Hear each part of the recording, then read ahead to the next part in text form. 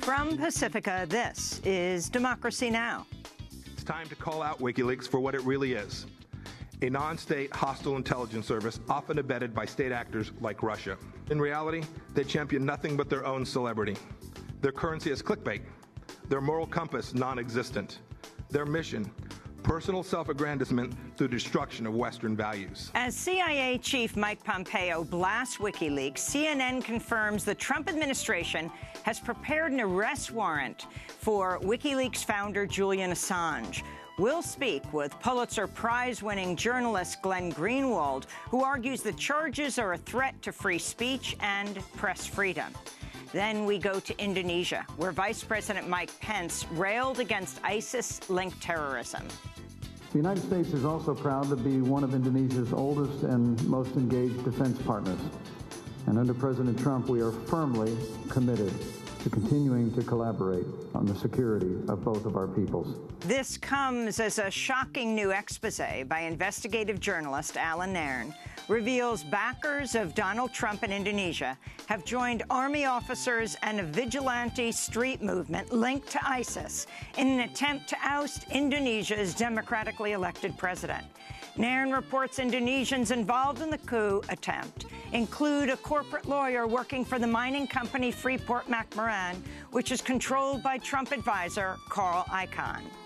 This lawyer for Carl Icahn's Freeport was videotaped not long ago at an ISIS swearing ceremony where he was one of two people presiding as a group full of young men pledged allegiance to swore allegiance to Abu Bakr Baghdadi, the leader of ISIS.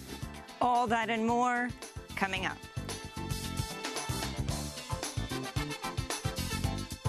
Welcome to Democracy Now!, democracynow.org, The War and Peace Report. I'm Amy Goodman. The state of Arkansas has killed condemned prisoner Ledell Lee Thursday, just hours after a flurry of court activity cleared the way for his execution in what could be the first of 4 death sentences carried out in Arkansas this month. Prison officials injected Lee with the sedative midazolam, the anesthetic vercuronium bromide, and the toxin potassium chloride. He was pronounced dead at 11:56 p.m., 4 minutes before his death warrant was set to expire. Lee was convicted of murdering Deborah Reese in Little Rock more than 20 years ago. He went to his death proclaiming his innocence. Lee's killing came after newly confirmed U.S. Supreme Court Justice Neil Gorsuch cast the deciding vote in a 5-4 ruling that paved the way for Arkansas to proceed with the execution. It was Arkansas's first since 2005, but officials are seeking to execute 3 more prisoners next week before Arkansas's supply of midazolam expires at the end of April. Arkansas initially planned to carry out 8 executions this month in what critics called a conveyor belt of death. CNN is reporting the Trump administration has prepared an arrest warrant for WikiLeaks founder Julian Assange. At a Thursday news conference, Attorney General Jeff Sessions confirmed the Justice Department is seeking to put Assange in jail.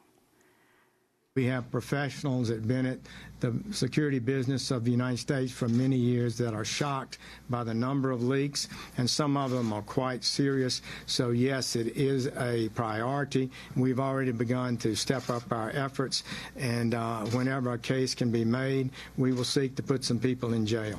Last week, CIA Chief Mike Pompeo blasted WikiLeaks as a hostile intelligence service, calling Julian Assange and his supporters demons. That's despite Pompeo's praise for WikiLeaks on Twitter last year, and despite this comment from Donald Trump on the campaign trail last October. This just came out. WikiLeaks, I love WikiLeaks. We'll have more on the Trump administration's plans to seek the arrest of Julian Assange after headlines. We'll speak with Pulitzer Prize-winning journalist Glenn Greenwald, co-founder of The Intercept. Meanwhile, Attorney General Jeff Sessions said this week he was amazed that a federal judge, quote, sitting on an island in the Pacific, had the power to halt President Trump's ban on refugees and travelers from 6 majority Muslim nations. Sessions was referring to U.S. District Judge Derek Watson of Hawaii, who ruled in March that Trump's executive order violated the First Amendment's Establishment Clause, which bars discrimination on religious grounds. I really am amazed that a judge sitting on an island in the Pacific can issue an order that stops the President of the United States from what appears to be clearly his statutory and constitutional powers. Attorney General Sessions' comments drew condemnation from Hawaii's congressional delegation. Democratic Senator Mazie Hirono accused Sessions of dog whistle politics, tweeting, quote, "Hawaii was built on the strength of diversity and immigrant experiences, including my own. Jeff Sessions' comments are ignorant and dangerous," she wrote.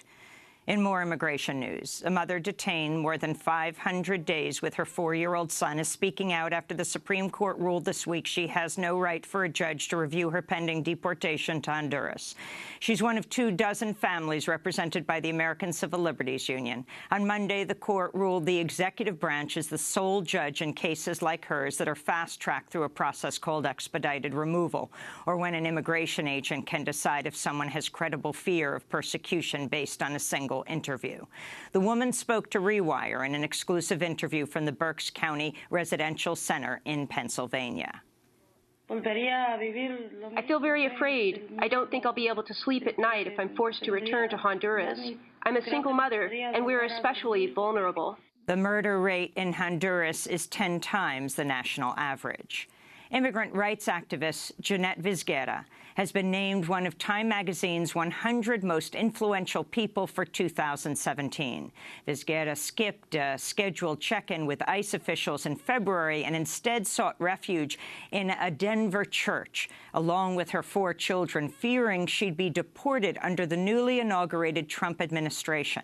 On Thursday, Vizguera spoke outside the First Unitarian Society Church about the Time magazine award. No sé si me va a ayudar, pero con esto sí quiero demostrar. I don't know if it's going to help my case or not, but what I do know is that this award hopefully helps take away the label that people have for those of us who are undocumented immigrants, that we are criminals or that we don't contribute.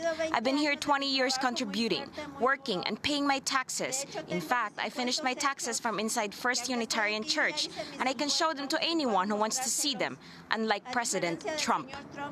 To see our extended interview with Jeanette Vizguera, we went to see her in the Denver church last weekend and also interviewed her when she first took refuge there in February. Go to DemocracyNow.org.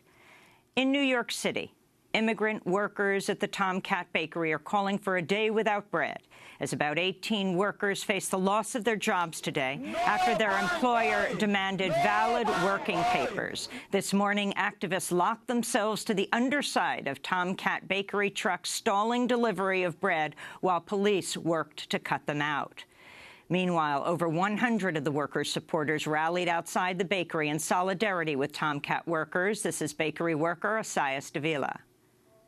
There are workers who have been here for 10 years, 18 years, and so it's unjust that Tomcat treats us this way after we have given so much to the company to grow.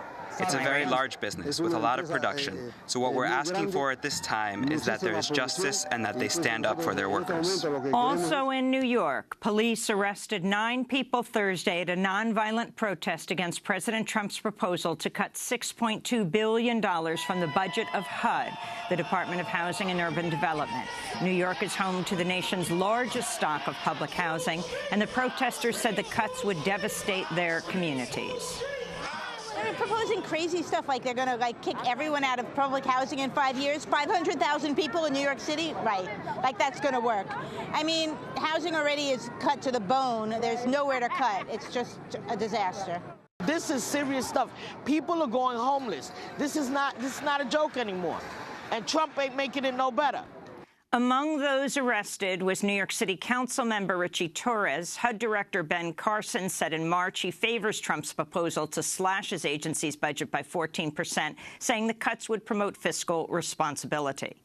In Venezuela, President Nicolás Maduro has accused his opponents of mounting a coup as opposition politicians led mass rallies nationwide for a second straight day Thursday, calling for new elections. Across Venezuela, Police battled street protesters armed with firebombs, responding with tear gas and rubber-coated bullets, leaving 3 people dead. President Maduro rallied hundreds of thousands of his supporters for counter-protests and threatened to arrest opposition leader Enrique Capriles and National Assembly President Julio Borges.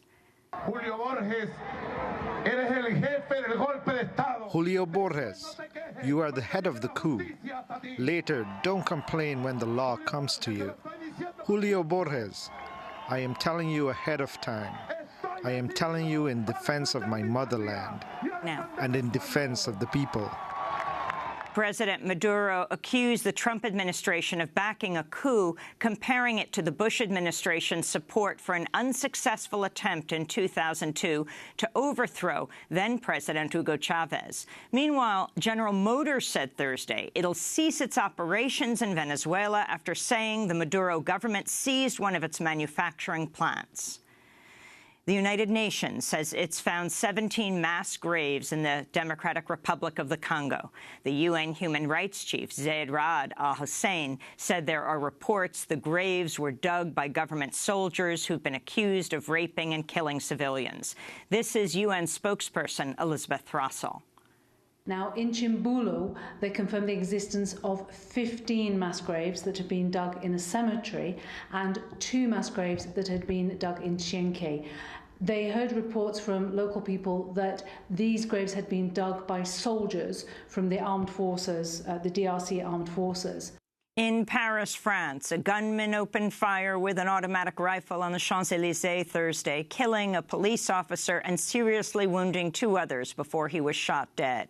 Police identified the attacker as Karim Cherfi, a French citizen who served 15 years in prison after he was convicted in 2001 of shooting police officers. ISIS claimed responsibility, saying one of its soldiers carried out the attack. The assault came just days before French voters head to the polls Sunday for an election that'll see the top 2 presidential candidates advance to a runoff election May 7th. In media news, former Fox News star Bill O'Reilly will receive a payout of about $25 million, equivalent to a year's salary, after he was fired on Wednesday amidst revelations that over a half-dozen women accused him of sexual harassment. O'Reilly's payout follows a $40 million severance package paid to former Fox News CEO Roger Ailes last year. He was accused of sexual harassment by more than 20 women. In Ohio, state regulators say crews constructing the $4.2 billion Rover pipeline spilled more than 2 million gallons of drilling fluid at 2 different sites, fouling wetlands and threatening water quality. The pipeline's being constructed by Energy Transfer Partners, the same company that built the Dakota Access Pipeline, which faced months of resistance from the Standing Rock Sioux and members of hundreds of other indigenous tribes and their allies. Dow Chemical is asking the Trump administration to reject the findings of government scientists as they prepare a report on how pesticides known as organophosphates threaten human health and thousands of critically endangered species. Organophosphates were originally derived from a nerve agent developed in Nazi Germany. Peer-reviewed scientific studies have linked even small amounts of the chemicals to low birth weight and brain damage in children. Last month, Environmental Protection Agency Chief Scott Pruitt overturned a ban on one of the pesticides produced by Dow Chemical just before it was set to take effect. Dow Chemical paid $1 million to underwrite Trump's January inauguration, and Dow CEO Andrew Liveris was tapped by President Trump to head a White House manufacturing working group. And tens of thousands of scientists and their supporters will rally in Washington, D.C. and in other cities across the country Saturday for a national march for science. The rallies come as the Trump administration pursues an unprecedented campaign of science denial on issues including climate change, vaccines, and the environment. Ahead of the march, astrophysicist and science communicator Neil deGrasse Tyson released a video calling science denial a threat to democracy. And so science is a fundamental part of the country that we are. But in this, the 21st century, when it comes time to make decisions about science, it seems to me people have lost the ability to judge what is true and what is not, what is reliable, what is not reliable. What should you believe, what should you not believe? And when you have people who don't know much about science standing in denial of it and rising to power, that is a recipe for the complete dismantling of our informed democracy. Democracy Now! Will broadcast live from the March for Science in Washington, D.C. on Saturday from 10 a.m. to 3 p.m. Eastern Time. You can go to DemocracyNow.org to tune in to the broadcast. And those are some of the headlines. This is Democracy Now!, DemocracyNow.org, The War and Peace Report. I'm Amy Goodman. CNN is reporting the Trump administration has prepared an arrest warrant for WikiLeaks founder Julian Assange. Attorney General Jeff Sessions confirmed the report at a news conference on Thursday. Can you talk about whether it's a priority for your department to arrest Assange once and for all, and whether you think you can take him down? We are going to step up our effort, and already are stepping up our efforts on all leaks. This is a matter that's gone beyond anything I'm aware of.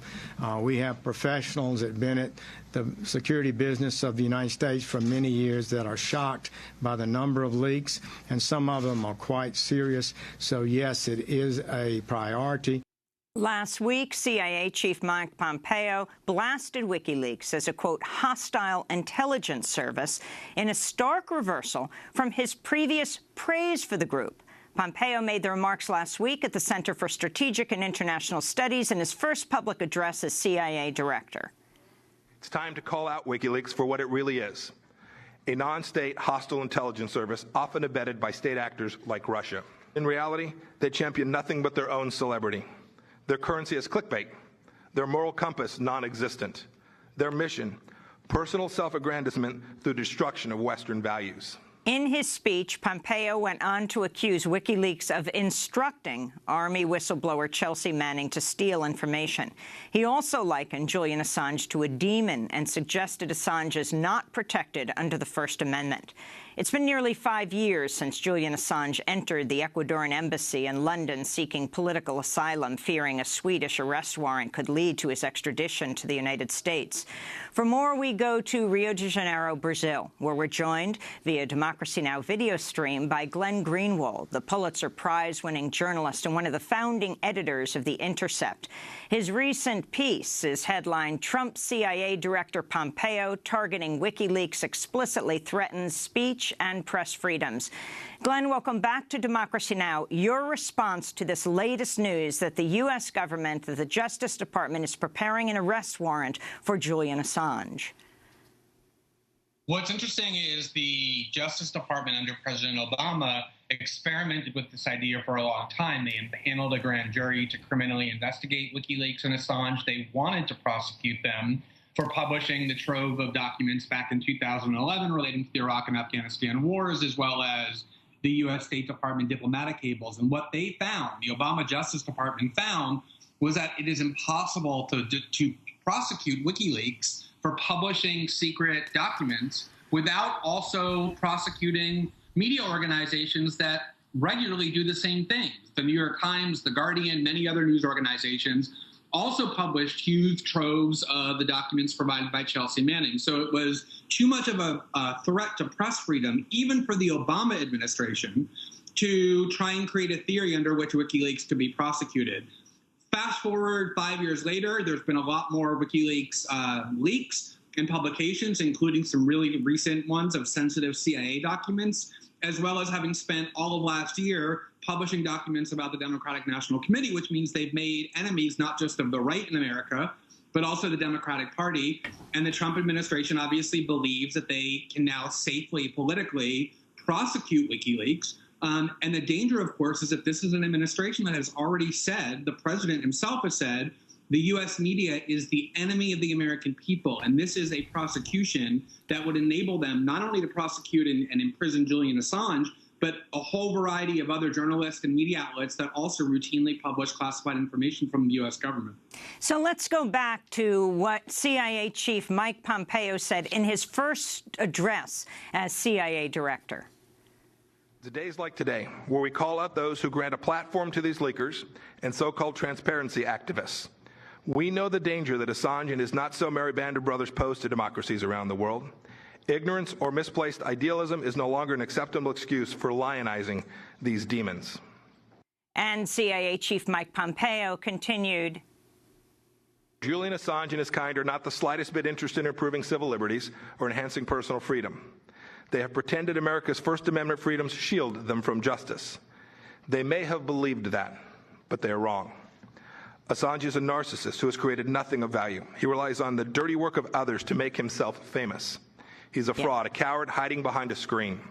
Julian Assange responded to the comments earlier this week while speaking with Jeremy Scahill on the Intercepted podcast. Pompeo said explicitly that he was going to redefine the legal parameters of the First Amendment to define publishers like WikiLeaks in such a manner that the First Amendment would not apply to them. What the hell is going on? This is the head of the largest intelligence service in the world, the intelligence service of the United States. He doesn't get to make proclamations on interpretation of the law. That's a responsibility for the courts, it's a responsibility for Congress, and perhaps it's a responsibility for the Attorney General. It's way out of line to usurp the roles of those entities that are formally engaged in defining the interpretations of the First Amendment for frankly, any other group to pronounce themselves.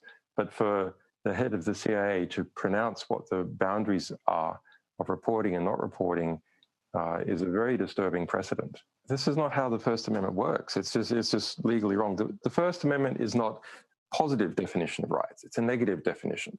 It limits what the federal government does.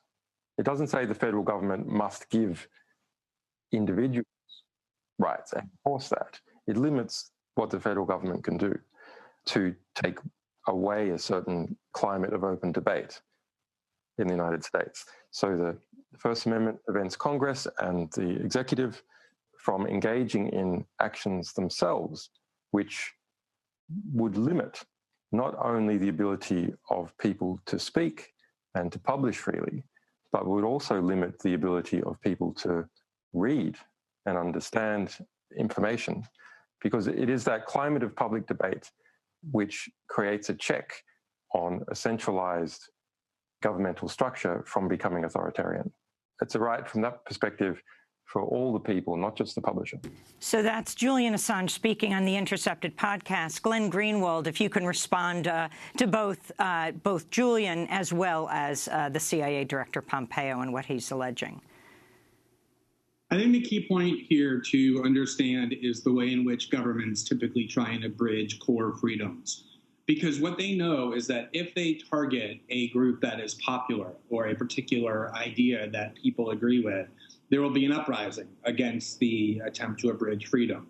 So what they always do, for example, when governments try and abridge freedom of speech, is they pick somebody who they know is hated in society or who expresses an idea that most people find repellent, and they try and abridge freedom of speech in that case so that most people will let their hatred for the person being targeted override the principle involved, and they will sanction or at least acquiesce to the attack on freedom because they hate the person being attacked. But what happens is the abridgment then gets institutionalized and entrenched, and that way when the government goes to start to apply this abridgment to other people that you like more, it's too late because you've acquiesced in the first instance. And that's why groups like the ACLU, when they want to defend civil liberties, are often so often defending the most marginalized and hated groups like neo-Nazis or white supremacists or the KKK, because that's where the attacks happen. This is what Mike Pompeo is strategizing to do now, and what Jeff Sessions wants to do as well, is they know WikiLeaks is hated on both sides of the political spectrum. The right has long hated WikiLeaks because of all the publications they did of Bush-era war crimes, and Democrats now despise WikiLeaks, probably more than anybody else, that they hate because of the role that Democrats believe WikiLeaks played in helping to defeat Hillary Clinton. And so what Jeff Sessions is hoping, and probably with a good amount of validity, is that Democrats, who should be the resistance to these sorts of attacks, will actually cheer for the Trump administration while they prosecute WikiLeaks because they hate WikiLeaks so much, and that U.S. media outlets, which also hate WikiLeaks, won't raise much of a fuss. And that way, this very dangerous precedent of allowing the CIA and the Trump Justice Department to decide who is and who is not a journalist, what types of journalism are protected by the First Amendment and what types aren't, will be entrenched as precedent. And that way, the next time there's a leak that they hate in the New York Times or by NBC News, they will have this theory that everybody signed on to that said that the First Amendment doesn't apply to certain people if you publish documents that are sensitive enough, or if you work enough with certain sources before the publication that you're deemed a collaborator. That's what makes this moment so dangerous for core press freedoms. Let me get your response to this other point that CIA Chief Mike Pompeo made. In January of this year, our intelligence community determined that Russian military intelligence, the GRU, had used WikiLeaks to release data of U.S. victims that the GRU had obtained through cyber operations against the Democratic National Committee. Glenn Greenwald. Well, first of all, there's been no evidence, of course, presented by the U.S. government that that's actually true. They've stated that over and over, but there's been no evidence presented of it so far. But let's assume, for the sake of argument, that they're actually telling the truth, that the Trump CIA director is being honest, and that that's really what happened. What does that mean in terms of WikiLeaks? Nobody suggests that WikiLeaks did the actual hacking. In this case, even if what they're saying is true, it would mean that WikiLeaks received information from a source, in this case, a foreign government, and then published that information that every U.S. media outlet in the country deemed newsworthy because they constantly reported on it. This is a very common practice where U.S. media outlets receive information from sources, often foreign sources, including officials within foreign governments, and then publish or report on the information that they've been provided. If you allow that process to be criminalized, simply because WikiLeaks' source in this particular case happened to be a foreign government or a foreign intelligence agency, you are again endangering press freedoms in a very substantial way, because that is something that media outlets do very often. That's where they get their information from. And let's turn to CIA Director Mike Pompeo, talking about your news organization that you co-founded, Glenn, The Intercept. The Intercept, which has in the past gleefully reported unauthorized disclosures, accused WikiLeaks in late March of, quote, stretching the facts in its comments about the CIA. In the same article, The Intercept added that the documents, quote, were not worth the concern WikiLeaks generated by its public comments. Glenn Greenwald, your response. So that was an article written by one of our reporters assessing WikiLeaks' journalism. We criticized the journalism of pretty much every media outlet. We've certainly written far more scathing critiques of the New York Times and NBC News and the Washington Post when they've published fake stories or when they've done misleading and deceitful journalism. So the fact that we've been critical of some of WikiLeaks' journalism, just as WikiLeaks has sometimes been critical of ours, doesn't justify turning them into felons and prosecuting them. If bad journalism or making poor journalistic choices can now justify having the Trump Justice Department prosecute you, there will be no media organizations left. So he was trolling there by citing one of our articles that was mildly critical of WikiLeaks' journalism, but that obviously does not remotely justify prosecuting WikiLeaks for having published secret documents. So what happens right now? There is Julian Assange inside the Ecuadorian embassy for almost 5 years now. What does it mean that there is an arrest warrant from him by the United States for him? Well, that's a really significant question, Amy. And when Mike Pompeo made his speech, the one that you've been playing, it was very deliberately threatening. He was saying things like, we are no longer going to allow them the space to publish this information. This ends now. And the question that you just raised is the towering one for me, which is, okay, so the U.S. government indicts WikiLeaks and issues an arrest warrant for Julian Assange. It doesn't change the fact that he's currently in the Ecuadorian embassy where he has received asylum. And remember, the reason the Ecuadorian government gave Julian Assange asylum in the first place was because they said they were worried that if he were extradited to Sweden, that would then be used to send him to the United States, where he would be prosecuted for publishing information, for doing journalism. That was always what Ecuador was most worried about. So it seems very unlikely that Ecuador is going to voluntarily withdraw its asylum. So then the question becomes, do they have any plans to physically seize Julian by invading the Ecuadorian embassy, something the UK government actually thought about doing early on? Are they trying to do a deal with the new Ecuadorian government to provide them benefits or threaten them in exchange for handing Julian over and withdrawing the asylum? Or is this just theater? Is this just show? Is this just a way of the Trump administration showing that they're trying to crack down on leaks? I don't think we know the answer to that question, but the asylum that Julian has should prevent the U.S. government from apprehending him, even if they do decide to go ahead and indict WikiLeaks. Chelsea Manning is about to be released in May. The argument that he's making that Julian Assange solicited Manning the information. Your final comment, Glenn. So the Obama administration, when they were trying to prosecute WikiLeaks, thought about how can we do this in a way that makes it so that we're accusing them of more than just publishing. And they said, maybe we can find evidence that Julian actually participated with Chelsea Manning in the theft of this material. And ultimately, they found no evidence whatsoever to support that theory. Nonetheless, Mike Pompeo asserted that this was true, obviously in anticipation of trying to use this as a theory to say, we're not prosecuting WikiLeaks for publishing, we're prosecuting them for collaborating or conspiring in the theft of this information. There's been no evidence ever that the Obama administration found, and I seriously doubt the Trump administration has found evidence for that as well, but they asserted it in order to say we're not prosecuting them for publishing. We're going to leave it there, but of course we're going to continue to follow this. Glenn, thanks so much for joining us. Glenn Greenwald, Pulitzer Prize-winning journalist, one of the founding editors of The Intercept. When we come back, an explosive new investigation by Alan Nairns. Vice President Mike Pence has just left Indonesia. We'll talk to the journalist. Stay with us.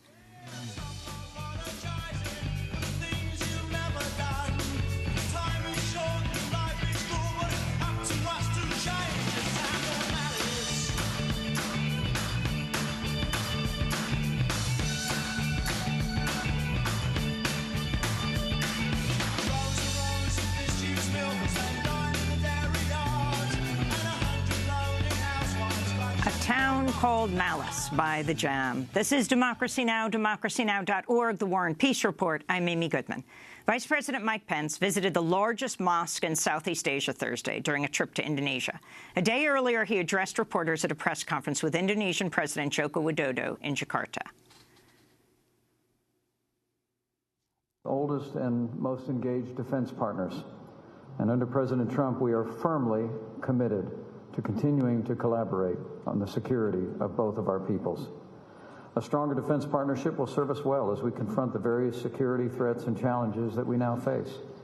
And of course, one of the greatest threats we face is the rise and spread of terrorism. Sadly, Indonesia is no stranger to this evil, nor is the United States of America, as the President and I discussed. The world watched with heartbreak in January of last year when ISIS-linked terrorists struck in central Jakarta in a barbaric suicide bombing. Our hearts broke for your people. This vile attack claimed the lives of 5 innocents, injured more than 24 others. What I can assure you and the people of Indonesia is that you had the condolences and the prayers of the American people as you confronted this tragedy. While Vice President Mike Pence railed against ISIS-linked terrorism, a shocking new expose by longtime investigative journalist Alan Nairn has revealed backers of Donald Trump in Indonesia have joined army officers and a vigilante street movement linked to ISIS in an attempt to oust Indonesia's democratically elected president. Writing in The Intercept, Nairn reveals Indonesians involved in the coup attempt include a corporate lawyer working for the mining company Freeport-McMoran, which is controlled by Trump advisor Carl Icahn. Video has even emerged showing the lawyer at a ceremony where men are swearing allegiance to ISIS. According to Alan Nairn, 2 of the other most prominent supporters of the coup are close associates of Donald Trump, Fadli Zon, the vice speaker of the Indonesian House of Representatives, and Harry Tano, Trump's primary Indonesian business partner, who's building 2 Trump resorts, one in Bali and one outside Jakarta. Nairn's article is making waves in Indonesia. The Indonesian military is threatening legal action against the news portal Tirto.id after it published a partial translation of the article and ran a profile about Alan Nairn. In response, Nairn tweeted a message to the Indonesian military saying, quote, "Dear TNI, if you want to threaten brave Indonesian reporters and publishers, please threaten me too," unquote. Well, I recently sat down with Alan Nairn in our Democracy Now! Studio and asked him to outline what he's uncovered. Indonesia is in the midst of a political crisis, in that there is an attempt to stage what people on both sides of the conflict call the coup. And this is a de facto or even direct coup against the elected president, the elected government of Indonesia, which is headed by President Joko Widodo Jokowi. Jokowi was the first person from outside the political elite who ever was elected president. He's on certain issues, in certain respects, he's a bit of a reformist. He got elected in an important part because he speaks the language of the poor and people relate to him. He has been pushing social programs on health and education. But especially in recent months, his government has been fighting for survival.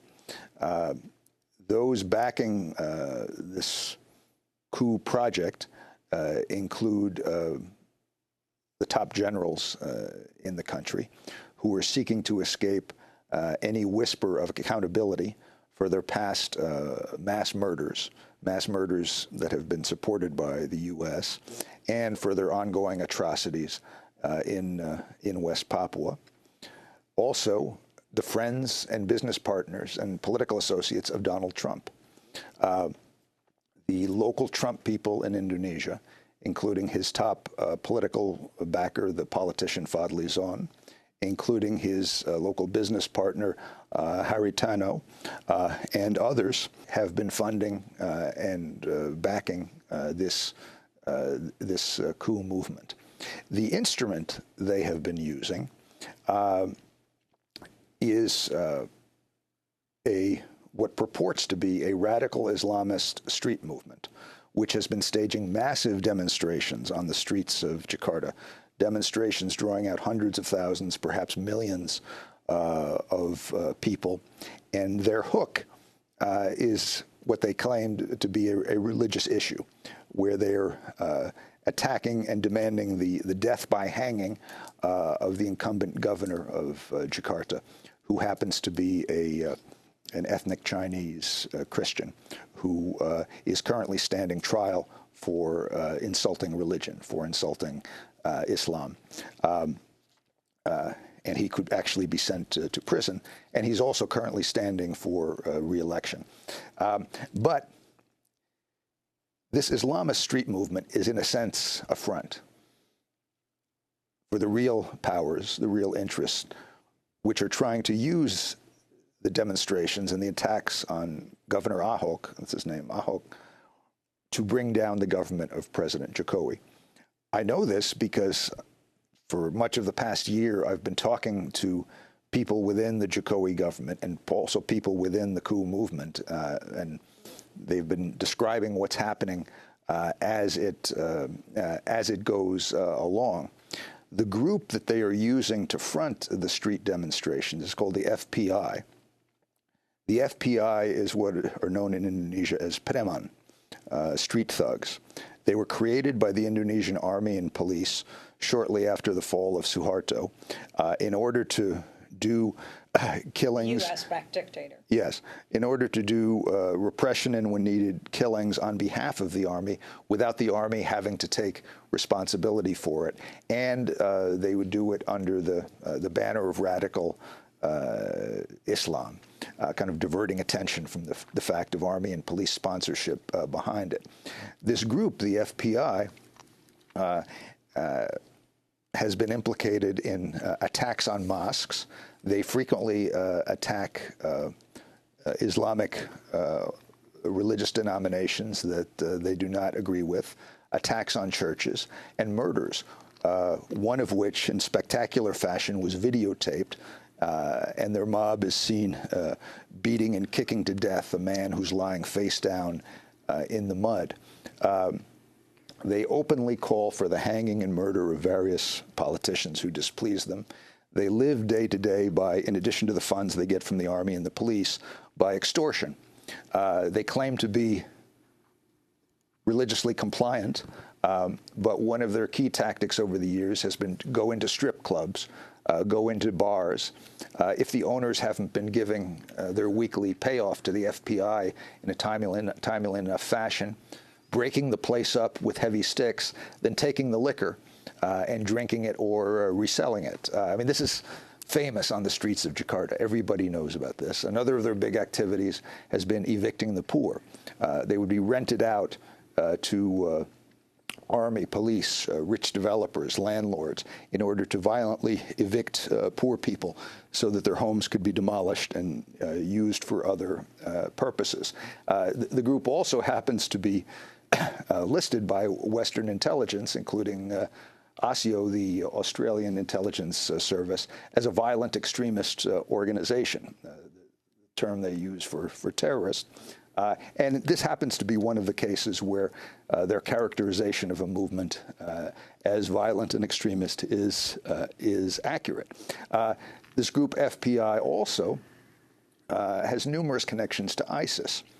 The leader of the FPI militia is a lawyer who is a corporate lawyer for Freeport-McMoRan, the giant U.S. mining corporation that is controlled by Carl Icahn, Donald Trump's good friend and White House deregulation advisor.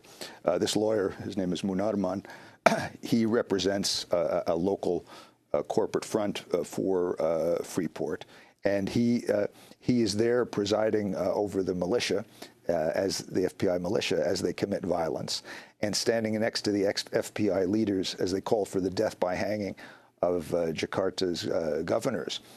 This lawyer for Carl Icahn's Freeport was videotaped not long ago at an ISIS swearing ceremony, where he was one of two people presiding as a group full of young men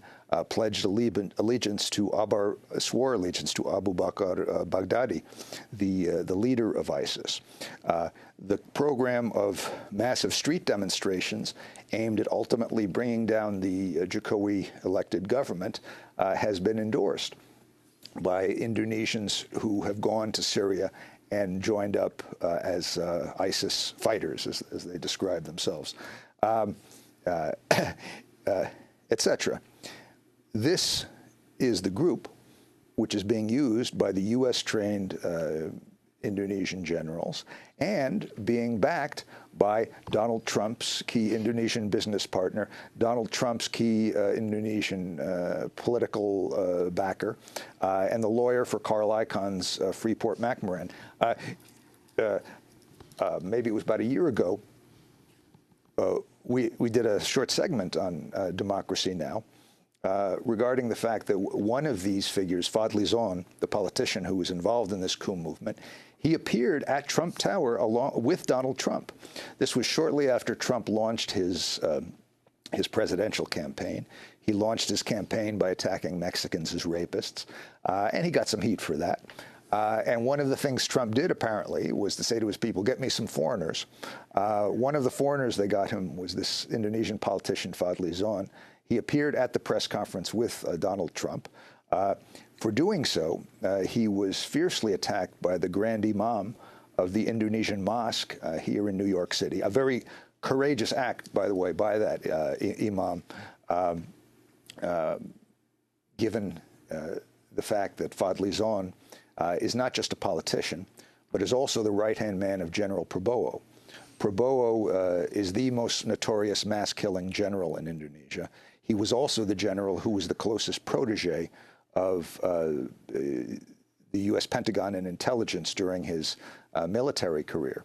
So Fadli Zon was attacked by Prabowo was instrumental in East Timor. Yes, he did massacres in Timor and many other places.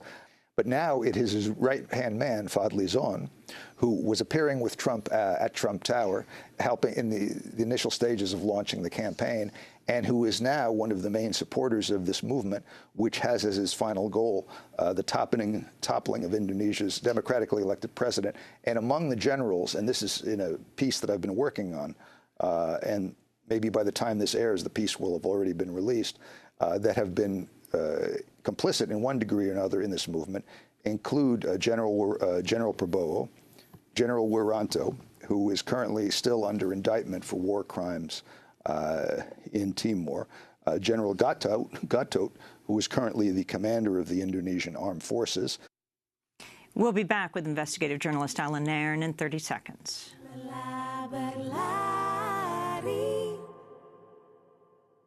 Perlahan atur langkah tuk berhenti,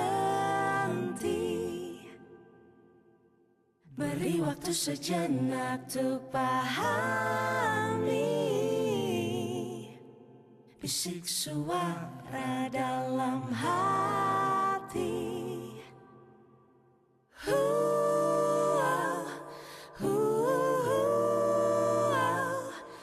This is Democracy Now!, DemocracyNow.org. I'm Amy Goodman as we continue our conversation with investigative journalist Alan Nairn, who's just published a shocking expose at The Intercept, revealing backers of Donald Trump in Indonesia have joined army officers in a vigilante street movement linked to ISIS in an attempt to oust Indonesia's president. I asked Alan Nairn to talk more about Trump's connection to Fadli Zon, the Indonesian politician who was seen with Trump at Trump Tower during the presidential campaign. Well, after Fadli Zon returned to Indonesia, as I mentioned, he was fiercely and very courageously attacked by the Grand Imam of the Indonesian mosque here in New York City. And then he was also attacked by his colleagues in the Indonesian Congress. Fadli was and is the #2 person in the Indonesian Congress. And they tried to censure him for appearing with Donald Trump on the grounds that it was unethical. And as the Imam had pointed out, the thing that Trump is famous for in U.S. politics is being a racist and being anti-Islam. And this was especially sharp and ironic because Prabowo and Fadli Zon have used as their main political tactic attacking any of their opponents on the grounds that their opponents are, one, anti-Islam, not as Islamic as they are, and two, tools of foreigners. Prabowo, of course, as he had told me in our extensive discussion, himself was the closest partner of U.S. intelligence in Indonesia when he was helping to run the mass murdering Suharto military. He worked for the DIA, the U.S. Defense Intelligence Agency, but in the campaign he was running as a phony nationalist. So after he returned to Indonesia, Fadli Zon was under pressure from the Congress. He, in the end, escaped any serious censure, but he did not repudiate Donald Trump. He became Donald Trump's most vocal defender within Indonesian politics. And indeed, after the point in the campaign when Trump said that he was going to ban all Muslims from the United States, including in its first version, in its first iteration, ban even Muslims who were citizens of the U.S., even members of the U.S. military who happened to be overseas at that moment. He was going to ban them from returning home. He later had to modify and back off from that. After Trump made his first outrageous call for the Muslim ban, Fadli Zon defended him in Indonesia. And he said, Trump is not anti-Islam. Donald Trump is not anti-Islam. And just you wait and see. As soon as he becomes president, he's going to drop all that stuff because that's only campaign rhetoric. So in essence, Fadli Zon has been Donald Trump's political spokesman in Indonesia. And Alan Nairn, who is Harry Tono? Harry Tono is one of Trump's 2 business partners in Indonesia. They're working on a resort and some other projects. And there was recently a report within BIN, the Indonesian intelligence agency, which asserted that Harry Tono was covertly donating funds to the coup movement involving the FPI and the generals. Harry Tono is a media magnate like Trump. They actually have a similar profile in business. He's in media, and he also sponsors beauty pageants. Tono's media stations have been, in a sense, propaganda wings of the coup, the street coup movement, to the extent to which they were actually officially admonished by the Indonesian State Broadcasting Board, which is usually a very weak, quiescent body. So these stations have been serving as kind of the propagandists for Trump, and the internal intelligence for Trump, as propagandists for the coup movement. and the internal intelligence report, which I had access to, asserts that Tenno was also going beyond that and directly contributing funds to the movement. Now, the background to this is very important. The Indonesian military came to power in 1965 in a coup where they ousted the country's founding father, Sukarno. They consolidated power with a massacre of anywhere from 400,000 to 1 million civilians. The massacre was enthusiastically backed by the U.S. The CIA gave them a list of 5,000 communists to start with. The U.S. press hailed it, as in the words of one New York Times column, a gleam of light in Asia. The army installed General Suharto as the country's dictator. The Clinton White House years later described Suharto as our kind of guy. President Ford and Henry Kissinger personally gave Suharto the green light to invade East Timor, which produced the most extensive proportional slaughter since the Nazis. The army implemented a regime which involved kind of a semi-religious glorification of the army and stigmatization of any kind of reformist element, which they would characterize as communist. And when needed, or when they felt like it over the years, they would stage additional massacres.